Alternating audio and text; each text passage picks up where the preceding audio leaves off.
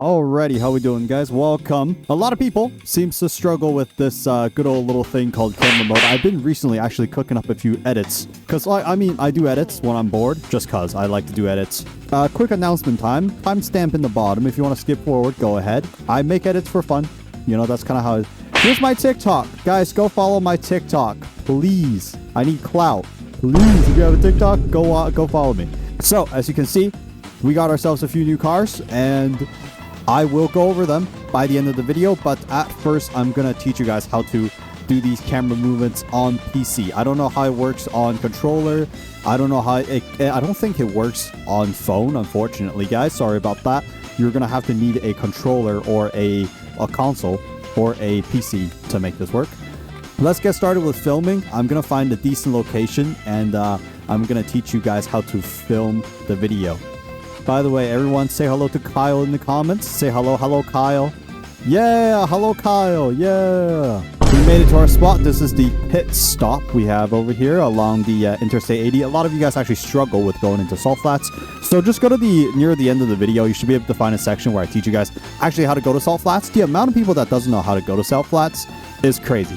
Anyways, let's start with the basics. So, especially if you're on PC, if you want to film smooth video like me, a lot of that is practice, practice, and practice. You need to practice a lot. So, when you go into camera mode, which this is how you go into camera mode, hit Shift and P. This right here is you fully in camera mode, and here are some keys you need to know. Number one, WASD, very easy. E and Q is elevation. So a combination of all of these keys together, you can make some really interesting movements and whatnot. The Shift key, this is me moving without the Shift key. This is Shift key. See how slow it is. It is a lot slower, so Shift key pretty much reduces your speed by half. Okay, now the next thing you need to know is the arrow key. So all you gotta know is the up arrow key will increase your speed, and the down arrow key will decrease your speed. So by holding down the down arrow key, you can see how slow I am, and by holding down the up arrow key, you can see how fast I am. I'm getting significantly faster. Look at the speed of that. And if I hold down the arrow key as I'm doing this movement, you see I'm slowing down. That's all you gotta know. Play with it on your own, but I'm gonna teach you guys some filming tips and tricks here. So, number one, you wanna make your location a lit up location. I chose nighttime for that reason, so you have good lighting. And find your location wherever you want. Now, I would like to hold down the key to the very bottom, so you're pretty much moving at this speed. And if you wanna go even slower, you can hold down Shift while you're on this speed, so you practically just stop moving. And I would like to go 2 blocks up. So pretty much all you got to do is tap up arrow key twice. 1, 2. Now you can see this is the speed I'm moving. And by holding Shift, I can control my speed to be slower, like so. And a few common keys I like to press all together is 1, the pull up, which is hold down S and hold down E at the same time. But if you're on 3 block, you hold down Shift as well. So S, E, and Shift. You can achieve an effect like this, which is kind of cool. Next thing I have to mention is zooming in and out. So the more you zoom in, it's like you're using an actual camera. The more you zoom in, the flatter the car becomes. So this is me fully zoomed in, but I'm very far away from the car. When you are very close to the car but want to show the entire car, you scroll out. So that's your scroll wheel right here. Now the car looks very long and sharp. So this is your zoom out. So if you want your fisheye POV, then go for very close but zoom out. So you have a fisheye lens like so. So it depends on what you want to do. You can use both of these lenses like that. So if you want to film some of those old JDM videos,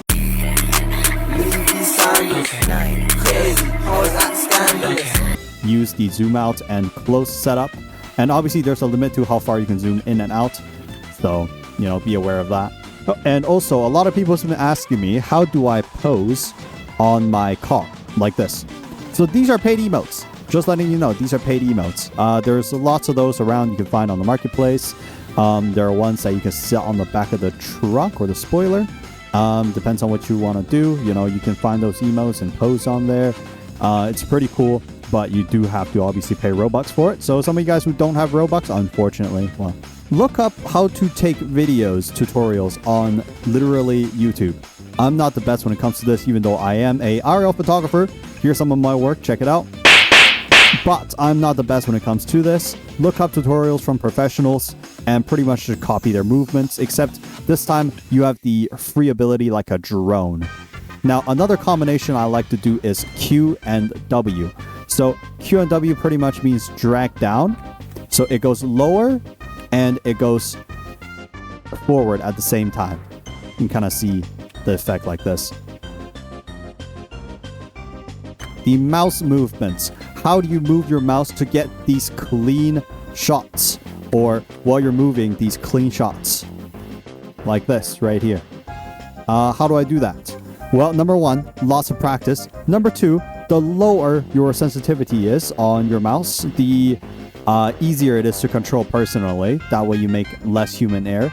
Because if your sensitivity is really high, let's say I put my sensitivity to this easily makes me spin out, makes me way harder to control, as you can see. You know, I have done a lot of practice.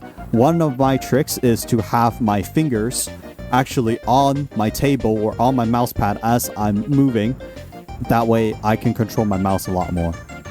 But yeah, a lot of it is just practice. So have fun practicing and tag me in TikTok if you want to if you want me to rate your edits and whatnot. Just tag me by just using @Kenji rate my TikTok or something like that. I will actually make a full video on that if enough of you guys tag me, and I'll make a video of rating my subscribers' edits. If you made it to this part of the video, thank you guys so much for watching. If you enjoyed, or if this part so far helped you, please subscribe, because I need subscribers. Subscribers, please.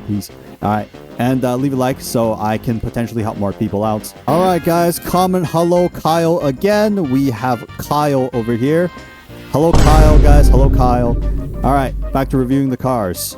Okay, this update, we have 3 new limiteds. Number 1, the Mazda Mirai. This one is obviously the one that burned down. The story is it's on track and it got burnt down, and now it's gone, and it's very sad. I used to have this in Need for Speed. I absolutely love this car. Not Need for Speed, Asphalt 9 when I was a kid.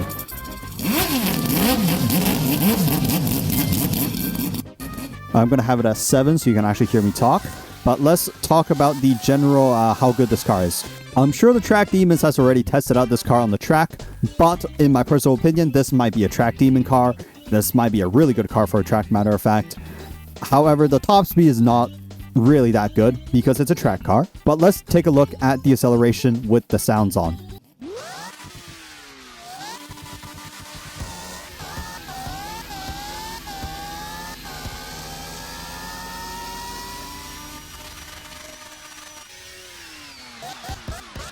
Personally, one of the best acceleration and braking in the entire game itself, and steering on this car is actually really good. Obviously, I haven't maxed out. Not all of you guys can do that. The turbo is around 6 million, and the brakes are pretty expensive as well. Obviously, I have the 14-liter nitrous, which is pretty good. So, yeah, in general, I think this car is actually worth it, but, like, it is a limited. Not really many people's gonna have it. So, get to grinding for the next 2 weeks, but I think it's a worth it car for the highway and for track as well. In general, I think this is just a really good car. Now we have the 2 of the more affordable limiteds. This one is the Maserati. I have seen one in real life. This is the picture if I can find it. It should be up there on the screen. I've seen one in real life. These cars are really nice. It does sound really good. Supercharger is actually the best upgrade on this instead of the quad turbo, because actually you see quad turbo, well, it reduces the top by a lot. Now, brake-wise, this is not a very unaffordable car. This is actually, in fact, pretty affordable. It is not very loud. So, however, the acceleration, on the other hand, it's mediocre to say the least. We have this car right here. This is our next car. I don't even know what this car is, if I'm being honest. Let's get this thing fully upgraded first, though. As you can see, supercharger and quad turbo both does the same thing, except the supercharger is a lot cheaper. So let's supercharge this thing. Obviously, slicks first, then we have nitrous, and we have the brakes.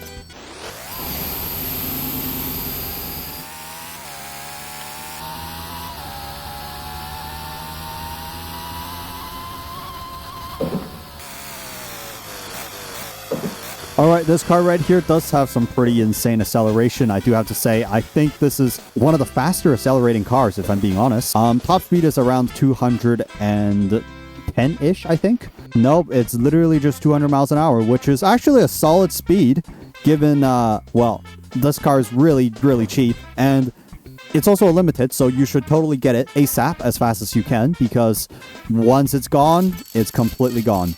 Now, as a bike guy, I do like to talk about, well, one of our bigger updates for bikes.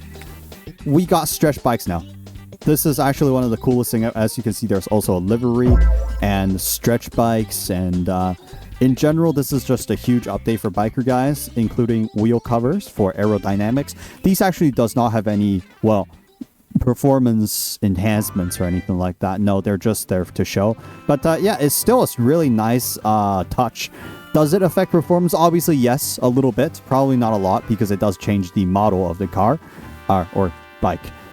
We did also get a base version of the Mirai, which personally, I think the base Mirai, after it being fully equipped, is still one of the fastest accelerating cars by reaching a top speed actually faster than the Mirai track, which is actually really insane. So I would even say this is more worth it than the track Mirai, even though it does not steer whatsoever. It actually struggles to steer, in fact, once it reaches top speed, that is. But it does go a lot faster and obviously more aerodynamic than the other Mirai there. It is a really nice car, personally one of my favorites. And the acceleration, absolutely wild. So would I recommend this car? Yes, absolutely, I would recommend this car. But you need to really get it fully upgraded for it to go to its complete full potential. And it does steer a little bit if you put all-wheel drive on it. Not a lot, though. Alrighty, appreciate you guys for watching till the end here. Thank you guys for watching so much. A little something I have to tell you guys, it is final seasons, so not many videos gonna come for the next 2 to 3 weeks or so until I get finals done. Maybe I'll squeeze 1 or 2 videos in, potentially. But not even many shorts are going to be coming, since I'm going to be focused on studying a little bit more. So that's it for now. Thank you guys for watching. If you enjoyed, please be sure you leave a like and hit that subscribe button. And I will see you guys in another video that's going to be in a little bit or so. So yeah, how do you join SaltFlats? So when you click on the join button, also thanks for 540k is the codes we have here today. You will be on this screen, but don't hurry click off the screen here. As you can see, this is the main page. Teleport to SaltFlats, click on this, click yes.